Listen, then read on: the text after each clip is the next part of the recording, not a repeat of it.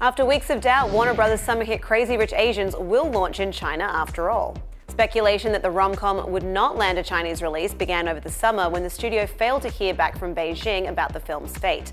Analysts theorize that the John M. Chu-directed pick had been rejected by the country's censors over its very unsocial celebration of decadence and ostentatious wealth.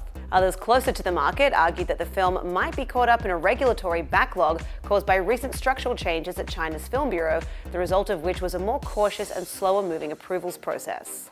However, Chinese regulators revealed Monday that the film would open in the massive market November 30th. In addition to Crazy Rich Asians, a slew of high-profile Hollywood studio titles learned of their China release dates Monday. They include Universal's The House with a Clock in Its Walls opening November 1st, Disney's The Nutcracker and the Four Realms bowing November 2nd, Sony's Venom on November 9th, Warner Brothers' Fantastic Beasts: The Crimes of Grindelwald on November 16th, Disney Animation Ralph Breaks the Internet on November 23rd, and Warner Brothers' much-anticipated DC superhero title Aquaman on December 7th. Analysts will be watching to see whether the influx of Hollywood offerings throughout November will help the US studios overcome what has otherwise been a fairly muted year in China.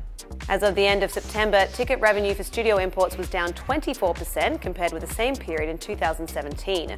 The local box office overall, however, has remained up a healthy 13.7% for the year to date, with Chinese blockbusters riding high. The downturn in China drew a stark comparison to the uptick enjoyed this year by the North American box office, which has seen ticket sales up 14% during the summer.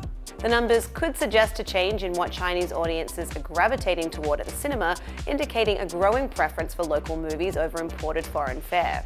It should also be noted that China's film market is in near constant flux in regulatory response. The slew of Hollywood titles entering the market in November could be a regulatory response to the even more recent slip of local titles during China's National Day holiday period in October, which is usually one of the country's most lucrative movie-going seasons, but this year saw a 22% decrease. To read more on this story, head to THR.com. For the Hollywood Reporter News, I'm Lindsay Rodriguez.